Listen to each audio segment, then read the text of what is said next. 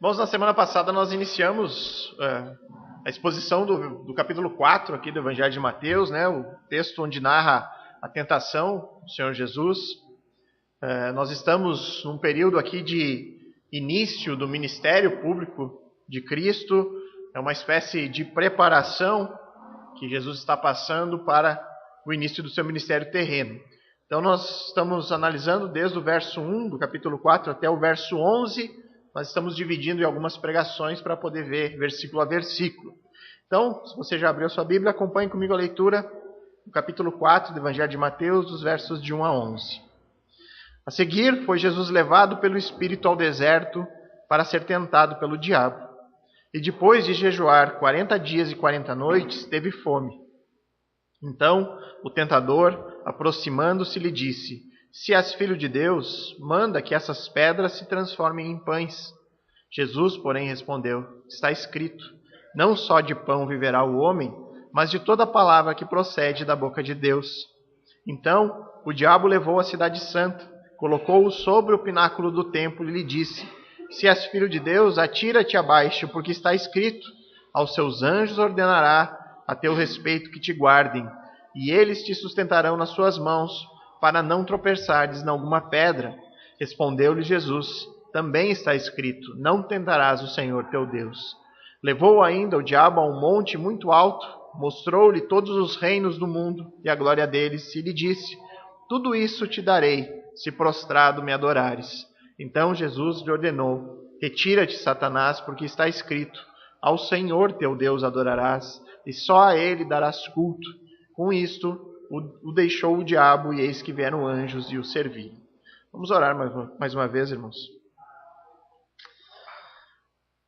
Pai amado, querido Deus, eu peço que o Senhor coloque teu temor no nosso coração, diante da Bíblia aberta diante de nós, que nós tenhamos profunda reverência e temor em chegarmos diante do texto bíblico, em analisá-lo, que possamos ter no nosso coração uma profunda reverência, reconhecendo que essa revelação especial que o Senhor nos deu a nós é a Tua própria palavra, Senhor, é Tu falando diretamente a nós aqui.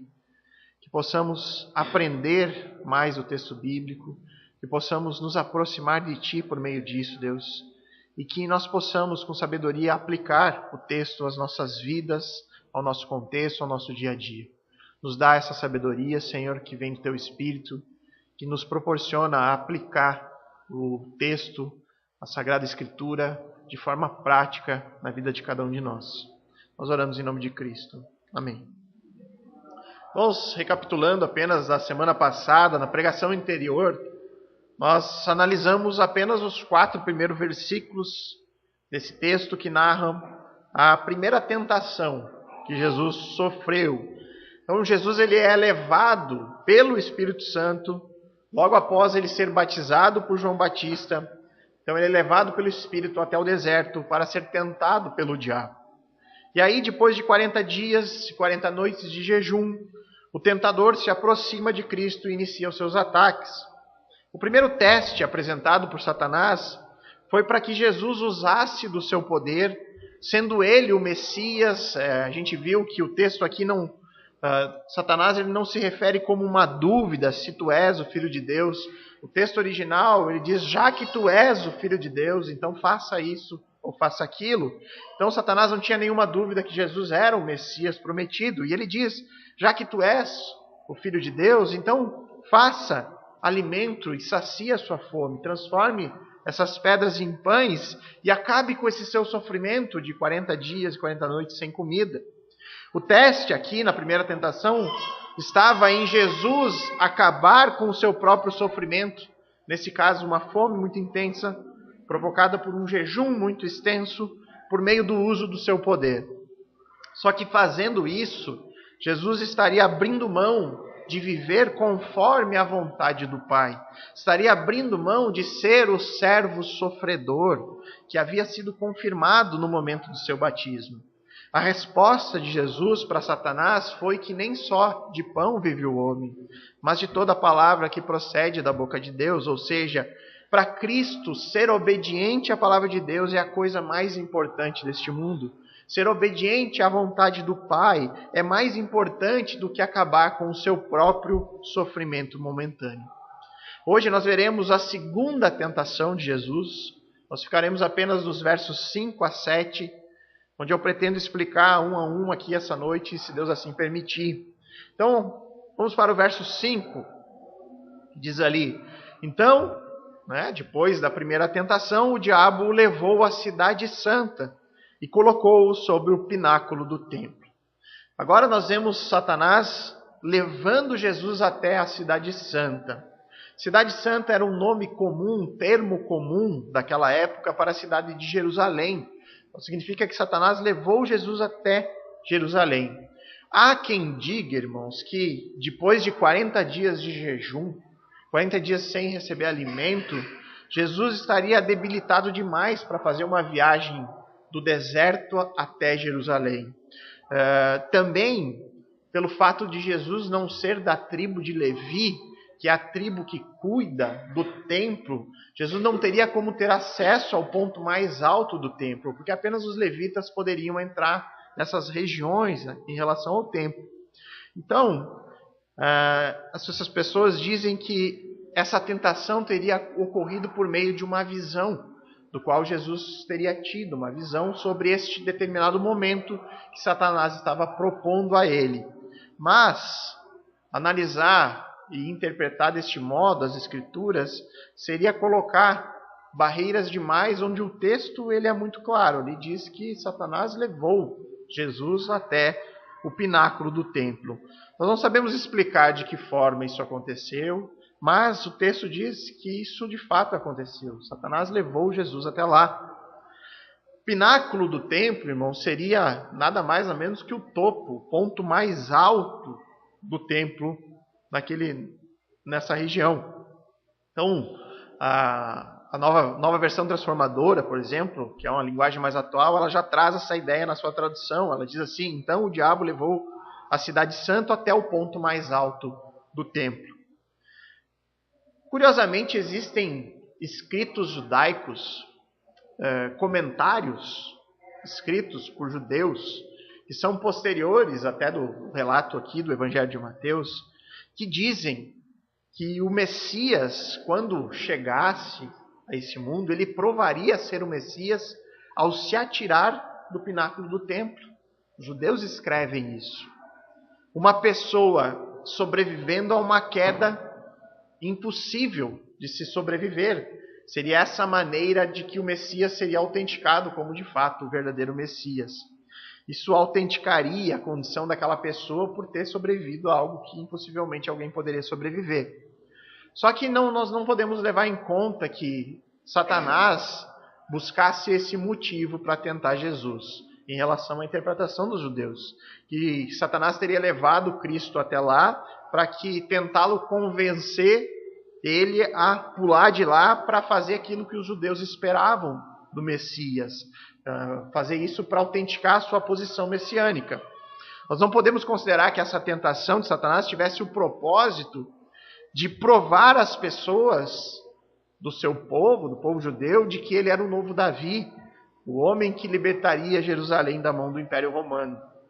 Até porque as intenções de Satanás estão longe de colaborar com a aprovação de Jesus como sendo o Messias em meio ao seu povo. Satanás não quer que isso aconteça, E nós vamos ver ao longo aqui do texto. Agora no versículo 6, ele diz ali: ele disse: se és filho de Deus, atira-te abaixo, porque está escrito: aos seus anjos ordenará a teu respeito que te guardem, e eles te sustentarão nas suas mãos, para não tropeçares em alguma pedra. Satanás está aqui citando as Escrituras. Ele está citando a palavra de Deus. Aqui o Salmo 91, verso 11 e 12. Esse Salmo 91, verso 11 e 12 diz assim: porque aos seus anjos dará ordem ao teu respeito, para que te guardem todos os teus caminhos. Eles te sustentarão nas suas mãos, para não tropeçares em pedra alguma. O primeiro ponto a considerarmos aqui, a pensarmos, é por qual motivo Satanás faz uso da palavra de Deus nesse momento. Que motivo tem Satanás de usar a própria palavra de Deus, sendo ele o principal inimigo de Deus? E não é à toa que Satanás faz isso. Satanás, ele é um adversário extremamente astuto. E ele faz isso aqui com o objetivo de que Cristo provasse a sua própria declaração anterior, de que ele vivia de toda a palavra que procede da boca de Deus. Lembram da primeira tentação? Satanás sugere que Jesus transforme pedras em pães, que ele acabe com o seu sofrimento, a sua fome, e aí Jesus responde usando a palavra de Deus. Está escrito. Olha, Satanás, está escrito isso, não só de pão viverá o homem, mas de toda a palavra que procede da boca de Deus. Então Satanás está aqui desafiando a resposta que Cristo tinha usado a própria Escritura. Satanás está desafiando Cristo a provar, a comprovar que ele realmente entendia e seguia e acreditava naquilo que ele estava falando. Então é como se Satanás estivesse dizendo: quer dizer que você não vive só de pão? Quer dizer que para você é mais importante viver na confiança, no cuidado de Deus, confiando na sua palavra? Então prove isso agora. Se você acha que é mais importante, você apenas obedecer, ao invés de acabar com o seu sofrimento, prove. Porque essa mesma palavra que você tanto confia, diz assim, que aos seus anjos você dará ordens ao teu respeito, para que te guardem todos os teus caminhos. Eles te sustentarão nas suas mãos, para não tropeçares em alguma pedra. Já que você vive pela palavra, então se atire dessa altura e prove que você realmente confia na palavra de Deus. E aqui existem 2 testes apresentados pelo tentador a Jesus. O primeiro teste é que Jesus se revelasse a si mesmo como Messias. Ao se jogar do ponto mais alto do templo, ao ordenar que anjos guardassem ele, salvassem ele na queda, Jesus estaria demonstrando publicamente os seus poderes de uma forma que ninguém questionaria a sua posição como Messias. Isso era esperado pelos judeus. Só que a tentação não era que Jesus realizasse aquilo que os judeus esperavam. A tentação está no fato de que se ele fizesse isso, ele estaria abandonando o plano original estabelecido por Deus. Ele estaria mais uma vez caindo, Satanás tentaria mais uma vez fazer Jesus cair em abandonar a sua condição de servo sofredor. O segundo teste, nós podemos observar pela maneira como Satanás usa o texto bíblico, lá de Salmo 91, versos 11 e 12. Então, o Salmo lhe diz: porque aos seus anjos dará ordens a teu respeito, para que te guardem todos os teus caminhos. Eles te sustentarão nas suas mãos, para não tropeçares em alguma pedra. Esse salmo aqui, ele se refere a alguém que confia em Deus.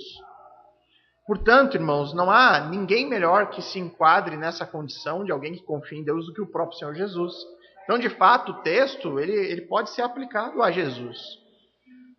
Só que o Salmo, ele diz que quem confia em Deus, os anjos levantarão essa pessoa e sustentarão em todas as circunstâncias. Significa que Deus, ele não isenta os seus filhos do sofrimento, de circunstâncias ruins. Mas nesses momentos de sofrimento, ele envia até anjos para sustentar os seus filhos. Ele envia até anjos para carregar e dar forças, não deixando de forma alguma que eles tropecem nessa jornada de dor.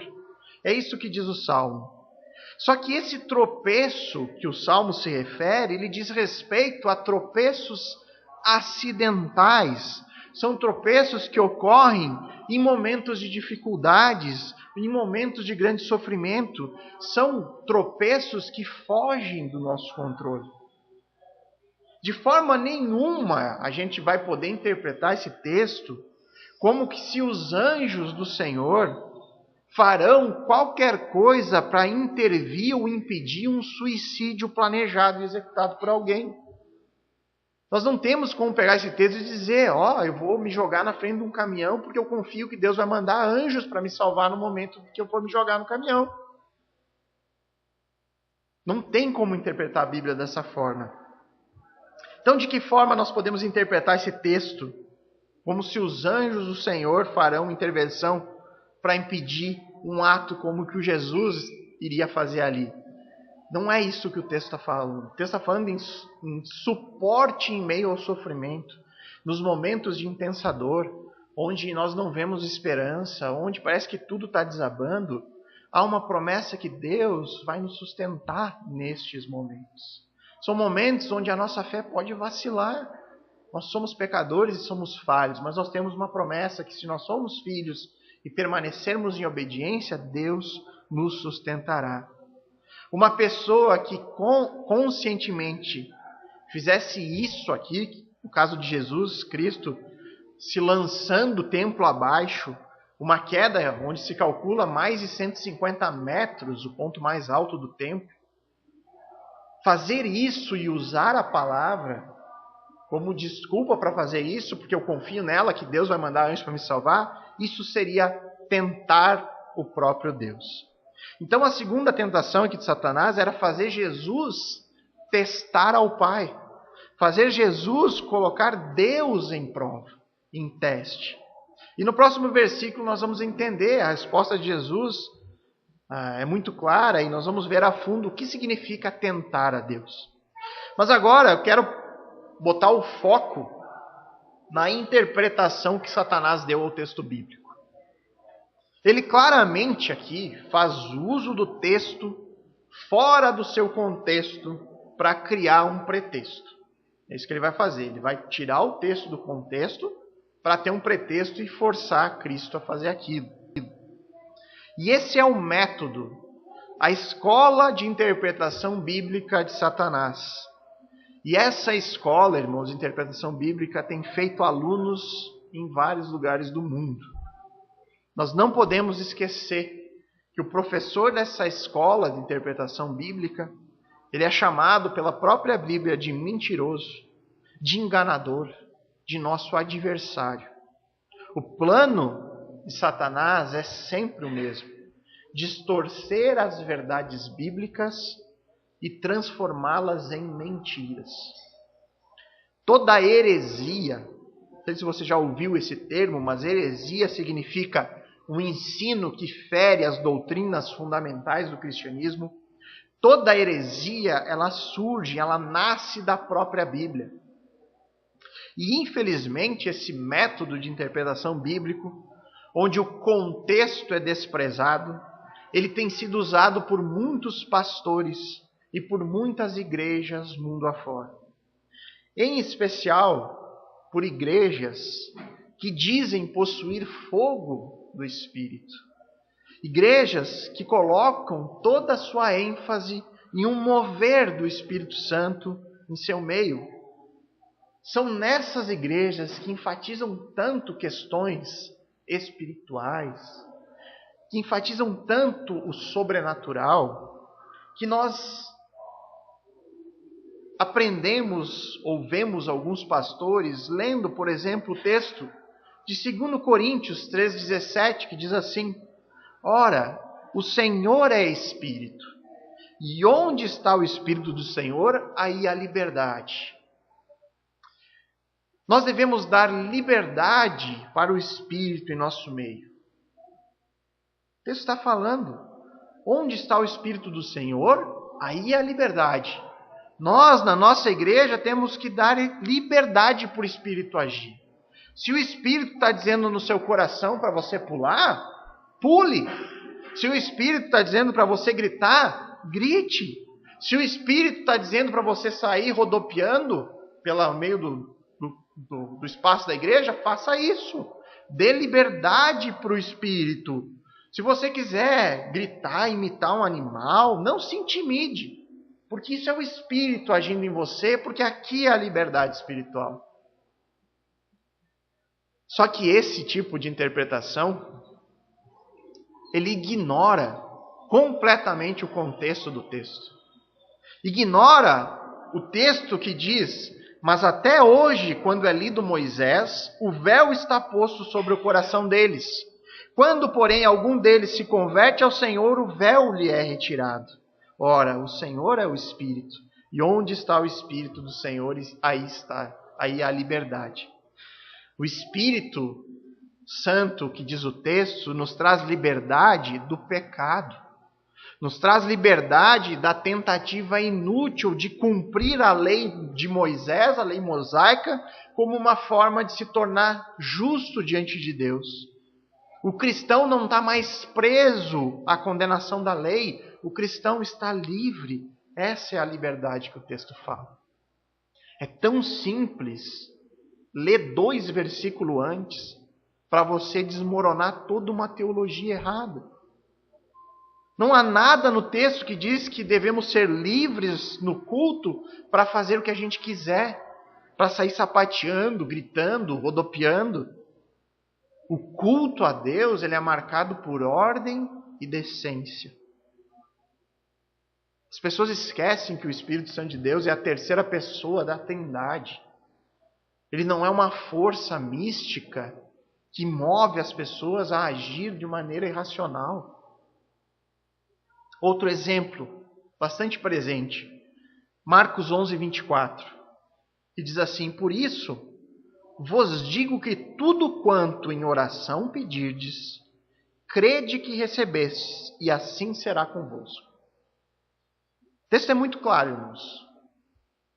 Tudo o que pedimos em oração, qualquer coisa, se fizermos crendo que recebemos com fé, então a oração será atendida. Por isso vos digo que tudo o que em oração pedirdes, crede que recebestes, e assim será convosco. Ou seja, o evangelista está dizendo, se você pedir qualquer coisa, com fé, você receberá. Então, irmãos, se você quer um carro novo, coloque em oração, com fé. Diga o modelo, o ano, a cor, seja específico. E tenha fé. Crê com toda a sua força. A palavra está dizendo, você vai receber. Não duvide do poder do Senhor. E aí eles acrescentam ainda o checkmate. Mateus 17, 20, que diz: pois em verdade vos digo que se tiver fé como um grão de mostarda, direis a este monte, passa daqui para acolá, e ele passará. Nada vos será impossível. Nada. Não há limites, irmãos, para o poder da oração. O poder da fé. Não há limites. Tudo. Se você quiser mandar um monte se jogar no mar, ele vai se jogar se você tiver fé. Basta ter fé. E esse tipo de interpretação leva a absurdos, né? Então, irmão, se você está com dívida no banco, ore com fé, porque essa dívida vai ser cancelada. Ela vai desaparecer sobrenaturalmente. Você vai chegar no banco amanhã de manhã e o gerente vai dizer, não tem mais nada, está quitado.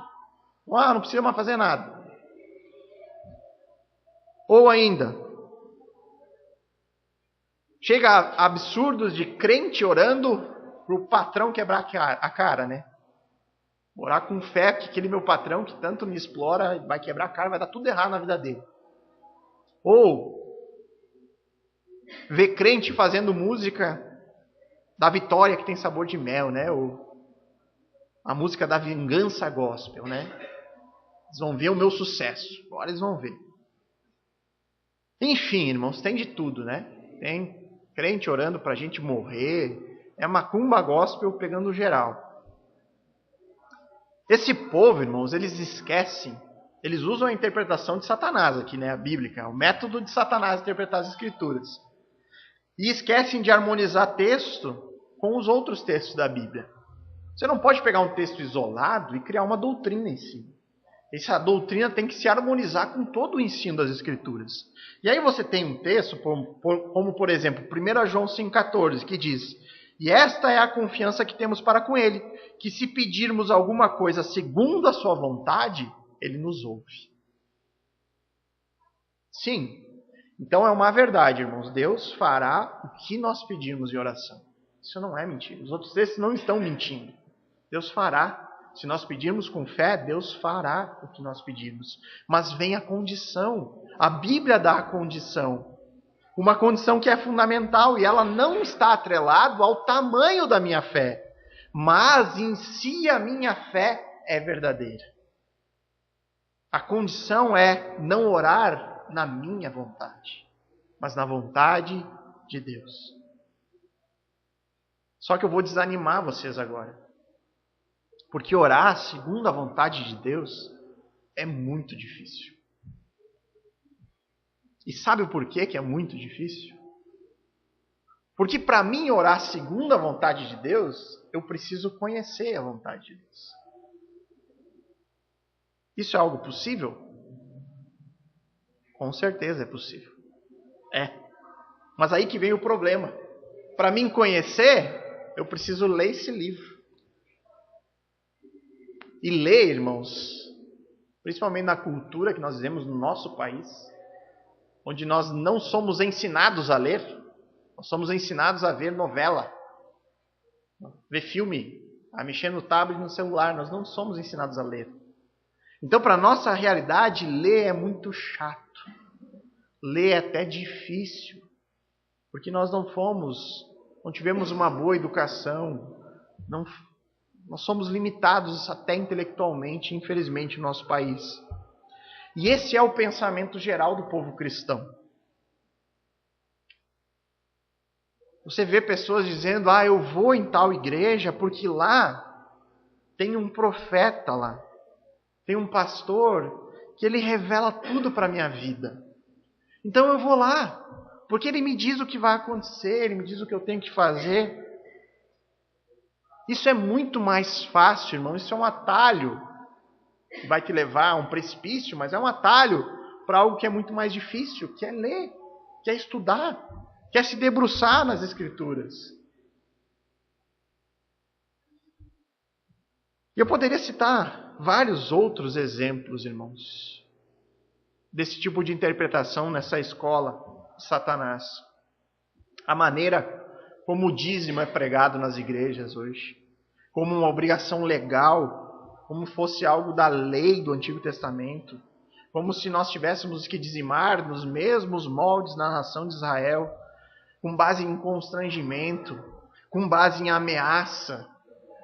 Devorador, irmãos, cuidado, devorador. Devorador, ele é um demônio que só é amarrado pelo dízimo. Se você não der o dízimo, não amarra esse devorador. E aí depois, quando o pessoal começa a ler a Bíblia, vai descobrir que o devorador era os gafanhotos e tal, tudo mais. E aí cai a casa, né? Ou ainda, a famosa justificativa para a gente não debater teologia, né? Não, a gente não deve debater teologia, então você vai confrontar, né, um pastor lá que está pregando errado. Não, a gente não deve fazer esse tipo de debate, meu irmão, porque, afinal de contas, a letra mata. O Espírito é que vivifica. Não fique nessas questões de estudo, não. Você vai se esfriar, não é bom estudar demais. Você vai se tornar um crente gelado, um crente sem fogo, sem poder. Ou ainda, Isaías 53:4. Certamente Ele tomou sobre si as nossas enfermidades e as nossas dores e levou sobre si. E aí eles afirmam, o crente não pode ficar doente. Aí quando vê algum crente doente, eles vão lá, você está com um pecado, meu irmão. Você precisa resolver esse problema da sua vida, porque essa doença é triste, irmãos. Igrejas desse tipo, igrejas que pregam textos isolados do seu contexto, igrejas que introduzem ensinos estranhos às Escrituras, essas igrejas, irmãos, estão sendo usadas pelo tentador. É a escola de Satanás, distorcendo a verdade bíblica para produzir mentiras no meio do povo. Fuja de lugares assim. Fuja de lugares que não valorizam o texto, que não valorizam o estudo, que vivem de experiência. É uma experiência atrás da outra. E quando você vai questionar alguma coisa da Bíblia, não, mas eu vivi isso. Comigo aconteceu. Você questiona o dom de línguas, mas eu orei em línguas. Então a experiência tem mais valor do que a palavra de Deus. Nessas igrejas, eles costumam tratar a palavra de Deus de maneira bastante estranha. Se você já frequentou, você sabe disso. Se você não frequentou, nem vá atrás, né? E não tem porquê. Mas uma vez eu escutei o pastor Marcos Rinconato falando da pregação de igrejas como essas, né? Ele disse que, não sei se vocês já perceberam, mas as nossas pregações costumam ter 3 pontos, né? É uma questão de didática para facilitar, né, as pessoas a entenderem o texto. E nessas igrejas também tem os 3 pontos, né? E o pastor Marcos Rinconato disse que os 3 pontos dessas igrejas o primeiro ponto é a leitura do texto, eles leem o versículo. O segundo ponto é que eles saem do texto. Aí começam a contar as histórias, os testemunhos. E o terceiro ponto é que eles nunca mais voltam para o texto, né? O texto é aquele só acessóriozinho inicial para abrir a pregação. E vocês podem ver, irmãos, igrejas assim, onde há pouca pregação da palavra, onde há quase nada de estudo bíblico, onde você vê as pessoas conhecendo tão pouco da palavra de Deus, elas sempre tentam se encher das questões ditas espirituais. Ocupar o seu tempo com revelação, com doutrina de libertação espiritual, com supostos mover, campanhas desse tipo, né? Fuja de lugares assim, nunca entre se você nunca foi, e nunca mais volte para uma igreja que despreza a palavra de Deus. Agora vejamos como Jesus respondeu à tentação de Satanás de fazer com que ele tentasse o Pai, se jogando aqui do alto do templo. Lá no verso 7, respondeu-lhe Jesus: também está escrito, não tentarás o Senhor teu Deus. Para a gente entender a resposta de Jesus, nós precisamos recorrer ao texto que ele cita. Como ele diz, também está escrito, é porque esse texto que ele está falando estava escrito em algum lugar. E ele está em Deuteronômio, capítulo 6, verso 16, que diz assim: não tentarás o Senhor teu Deus, como tentaste em Massá. Agora vamos correr para o texto onde o povo de Israel tentou o Senhor em Massá. E esse texto está em Êxodo, capítulo 17, dos versos 2 a 7. Se quiser abrir para acompanhar, né? Fácil, início das Escrituras, segundo livro ali. Êxodo 17, versos 2 a 7. Ele diz assim: contendeu, pois, o povo com Moisés e disse: dá-nos água para beber. Respondeu-lhe Moisés: por que contendeis comigo? Por que tentais ao Senhor? Tendo aí o povo sede de água, murmurou contra Moisés e disse: por que nos fizeste subir do Egito para nos matar de sede a nós, e a nossos filhos e aos nossos rebanhos? Então clamou Moisés ao Senhor: que farei a este povo? Só lhe resta apedrejar-me. Respondeu o Senhor a Moisés: passa diante do povo e toma contigo alguns dos anciãos de Israel. Leva contigo em mão o bordão com que feriste o rio e vai.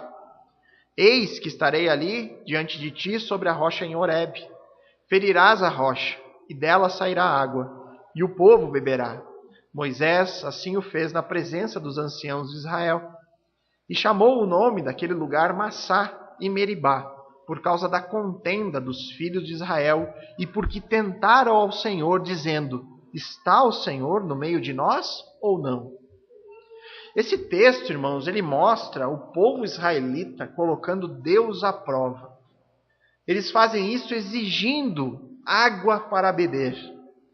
Satanás, ele pretende, portanto, que Jesus, ao se jogar do ponto mais alto do templo, ele estaria agindo como o povo no deserto, testando Deus. O povo dizia: Deus está cuidando de nós ou não? Ele está nos deixando morrer de sede? Será mesmo que Deus está nos cuidando? Se Ele está nos cuidando, então prove isso, nos dando água para beber. E Satanás tenta fazer Jesus agir assim, da mesma forma. Se Deus cuida de você, afinal de contas você é o Filho de Deus, então se atire daqui e prove isso. E Jesus, ao repetir Deuteronômio 6,16, não tentarás o Senhor teu Deus, ele está reafirmando essa palavra que mostra que tanto Israel quanto para Jesus era errado exigir a proteção milagrosa como uma prova de que Deus realmente nos cuida. A tentação está em exigir uma prova de Deus do seu cuidado por nós. Atitudes do tipo: Senhor, se você realmente me ama, então faça isso ou faça aquilo por mim. Prove que tu me ama. A atitude dos filhos de Deus deve ser o que o versículo 17 de Deuteronômio 6 diz: diligentemente guardará os mandamentos do Senhor, teu Deus, e os seus testemunhos e os seus estatutos que te ordenou. Ou seja, a atitude apropriada dos filhos de Deus é confiar sempre no cuidado dele. Confiar e permanecer obediente à sua palavra, não importando as circunstâncias. Há outro ponto importante que eu gostaria de destacar antes de aplicar esse texto para nós hoje. Quando Jesus responde a Satanás aqui nesse versículo, também está escrito, Jesus está diretamente censurando o tipo de interpretação bíblica de Satanás. Jesus está corrigindo a maneira de Satanás usar o texto. É uma verdadeira aula de interpretação bíblica. Jesus está mostrando que nenhuma interpretação do texto bíblico pode contrariar outras passagens bíblicas. A Bíblia não se contradiz. Jesus está dizendo: Satanás, você está usando o texto fora do seu contexto. Porque a sua interpretação contradiz esse outro texto bíblico aqui. A sua interpretação não pode estar correta. Porque a palavra também diz: não tentarás o Senhor teu Deus. Agora, voltando para a grande lição que Jesus nos deixa nesse versículo, que é que nós devemos confiar no cuidado de Deus o tempo todo e não tentar a Deus. O apóstolo Paulo, ele vai usar esse relato, esse mesmo relato histórico de Israel no deserto, para dizer que o que aconteceu com Israel lá foi um exemplo deixado registrado para que a gente não pratique e não caia no mesmo erro deles. Isso está em 1 Coríntios 10, dos versos de 1 a 13, ele diz assim: ora, irmãos, eu não quero que ignoreis, eu não quero que passe desapercebido que os nossos pais estiveram todos sob a nuvem e todos passaram pelo mar, tendo sido todos batizados, assim na nuvem como no mar, com respeito a Moisés. Todos eles comeram de um só manjar espiritual e beberam da mesma fonte espiritual, porque bebiam de uma pedra espiritual que os seguia, e a pedra era Cristo. Entretanto, Deus não se agradou da maioria deles, razão porque ficaram prostrados no deserto. Ora, essas coisas que aconteceu no deserto se tornaram exemplo para nós, a fim de que não cobicemos as coisas más como eles cobiçaram. Não vos façais, pois idólatras, como algum deles, porque está escrito: o povo assentou-se para comer e beber, e levantou-se para divertir-se. E não pratiquemos imoralidades, como alguns deles o fizeram, e caíram num só dia 23.000. Não ponhamos o Senhor à prova, como algum deles já fizeram, e pereceram pelas mordeduras das serpentes. Nem murmureis, como algum deles murmuraram, e foram destruídos pelo exterminador. Estas coisas lhes sobrevieram como exemplos, e foram escritas para advertência nossa, de nós outros sobre quem o fim dos séculos tem chegado. Aqueles, pois, que pensa estar em pé, veja que não caia. Não vos sobreveio tentação que não fosse humana, mas Deus é fiel, e não permitirá que sejais tentado além das vossas forças. Pelo contrário, juntamente com a tentação, vos proverá livramento, de sorte que a possais suportar. Quando nós pensamos em momentos onde a nossa fé é testada, onde nós somos até mesmo tentados a agir como o povo israelita no deserto, questionando o cuidado de Deus, se perguntando: nossa, Deus, por que o Senhor tem permitido que essa circunstância aconteça comigo? Nós devemos partir sempre do fato de que nós, quase que o tempo inteiro, irmãos, nós temos uma visão elevada demais sobre nós mesmos. Nós não nos achamos merecedores de sofrer. Nós sempre nos achamos injustiçados por conta do sofrimento. Nós temos a tendência de achar que o nosso sofrimento é injusto. Senhor, por que o Senhor está deixando isso acontecer comigo? Eu tenho feito tudo certo, tenho buscado, tenho ido na igreja, enfim. E é por isso que nós somos tentados a questionar Deus em tempos difíceis. Por que, Pai, eu tenho que passar por isso? Por que com o meu vizinho, que é macumbeiro, tudo dá certo? Por que o ímpio só prospera e comigo dá tudo errado? Porque nós costumamos achar que nós não merecemos o sofrimento da vida. E nesses momentos onde nós somos tentados a questionar o cuidado de Deus, nós devemos lembrar de Cristo. Sempre lembre de Cristo. Recordem o caminho que Jesus tomou neste mundo. Neste ponto da história, narrado no texto de hoje do Evangelho de Mateus, esse caminho que Jesus estava tomando ao resistir às tentações de usar do seu poder para não ser mais o servo sofredor, esse caminho que ele adotou em ser o servo sofredor, é o caminho mais difícil, com maior sofrimento do que qualquer um de nós sequer possa imaginar, irmãos. Esse caminho que Jesus decidiu trilhar, um caminho de obediência humilde, levará ele até a cruz.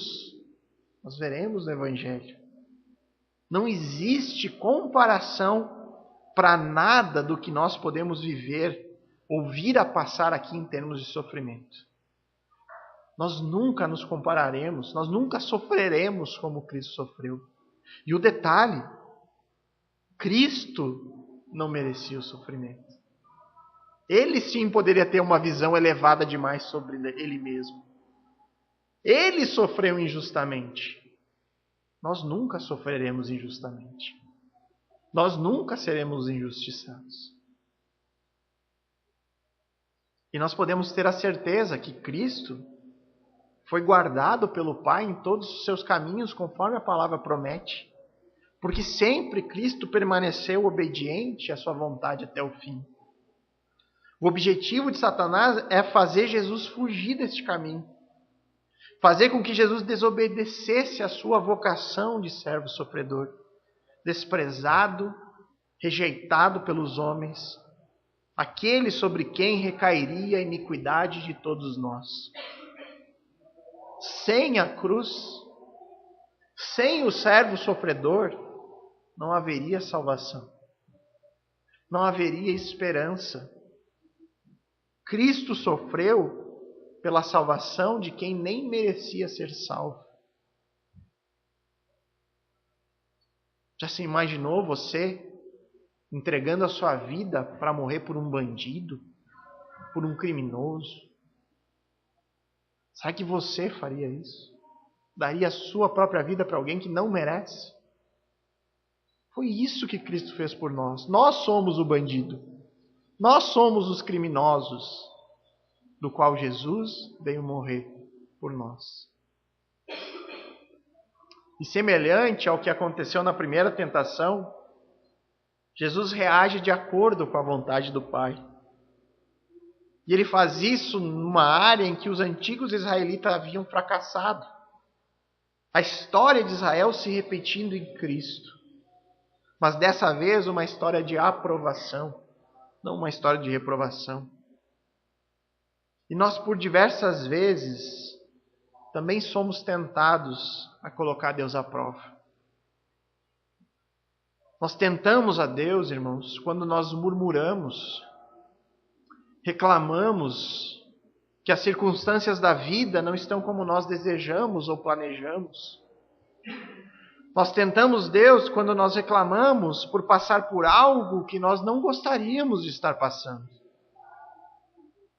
No deserto, Deus deu àquele povo um pão que caía do céu. Mas o povo murmurava, reclamava daquele pão.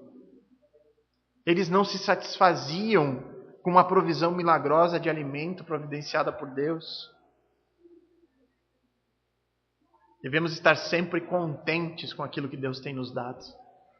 Contentamento, irmãos. Nós somos iguais ao povo liberto do Egito, que tinha tudo, mas reclamava como se não tivesse nada. Deus tem nos dado, a todos nós aqui, irmãos, todos nós, muito mais do que nós merecemos. Muito mais. E seria tentar Deus reclamar pedindo ainda mais. É tentar Deus não ser contente com tudo aquilo que nós já possuímos. Nós também tentamos Deus quando nós duvidamos do seu cuidado. Israel duvidava se Deus estava ou não com eles, é o que diz o texto bíblico. Isso sem levar em consideração tudo que Deus já havia realizado por aquele povo. Deus tinha libertado eles da escravidão. Deus tinha dado providência de alimento milagrosa para eles durante o deserto. Deus tinha feito inúmeros sinais do seu poder. E aí nós pensamos, como alguém pode duvidar da presença de Deus? Se eles tinham uma coluna de nuvem diária acompanhando eles, garantindo sombra no deserto, como pode duvidar de Deus quando eles tinham toda noite uma coluna de fogo iluminando e providenciando calor contra o frio intenso do deserto? Como pode?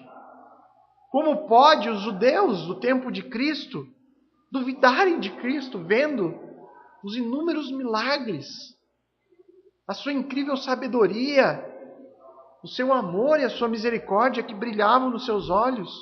Como pode aquele povo ter rejeitado esse Cristo?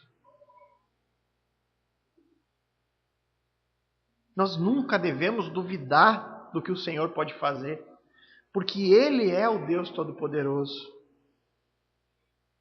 Mas será que nós somos diferentes? Porque a gente vê esses relatos e eu já me questionei como que pode esse povo não ter ainda questionado do cuidado de Deus, se ele estava ali vendo diariamente.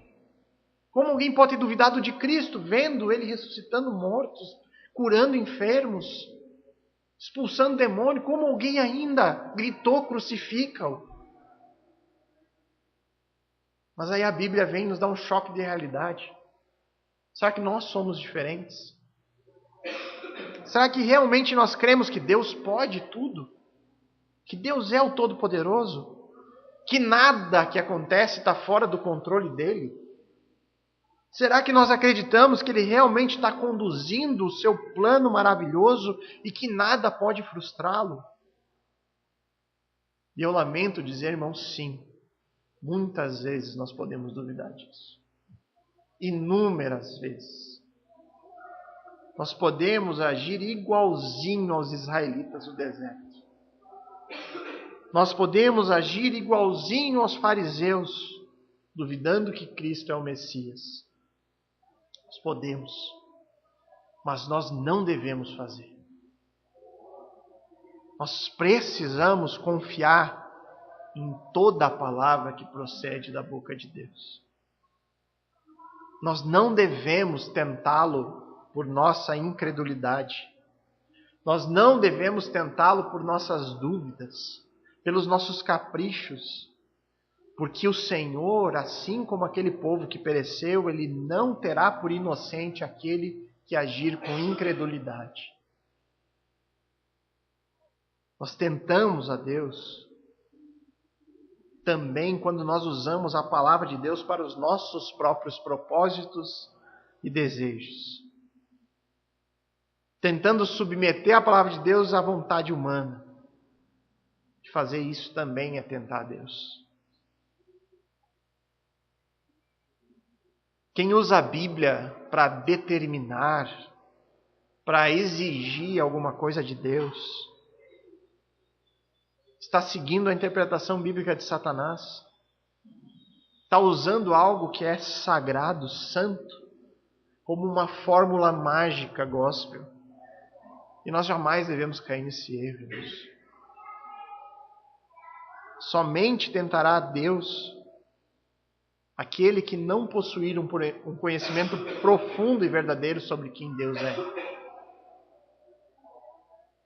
O Deus da Bíblia, o Criador de todas as coisas, o Todo-Poderoso, esse Deus que é descrito aqui, ninguém pode tentar, irmãos. Ninguém. E em períodos de testes, de provas, períodos de dor, é onde a nossa teologia, aquilo que nós conhecemos de Deus, ela é provada. É onde a nossa fé é demonstrada. É onde nós praticamos o nosso cristianismo. Irmãos, essa mensagem veio de encontro à situação de alguns irmãos na igreja, dessa semana passada. A Andressa com a sua mãe, o Jonathan e a Bruna com o bebezinho Benjamin. Isso é prova, irmãos, isso é um teste à nossa fé. Nesses momentos de dor, de sofrimento, é que nós botamos para fora se nós realmente confiamos nesse Deus que nós conhecemos e temos aprendido por meio das Escrituras. E que ânimo, irmãos, que ânimo ver os irmãos da igreja lidando com esses períodos, com esses momentos que são regrados a muitas lágrimas. A gente chorou junto com os irmãos. Sim, nós vamos chorar, nós vamos sofrer, mas fortalecidos com um conhecimento sólido sobre Deus. Fortalecidos sobre aquilo que nós sabemos sobre a soberania de Deus, que está no controle de todas as coisas, mesmo em momentos onde parece que tudo está dando errado. Um conhecimento sobre o cuidado dele, sabendo que nessas horas Deus pode enviar até anjos para nos carregar. Quando não tiver mais forças nas pernas, Deus vai enviar anjos para fortalecê-las. Firmes em uma visão correta sobre o problema do mal no mundo. Saber que isso não é castigo de Deus. Deus não está nos castigando por passar por momentos de dificuldade, sim está trabalhando no nosso caráter, nos aperfeiçoando, mesmo em momentos onde a gente não consegue entender. Mas nós cremos que um dia entenderemos. Assim são casas construídas sobre rochas, que não se abalam, que não são como aquelas construídas sobre a areia, porque as tempestades vão vir.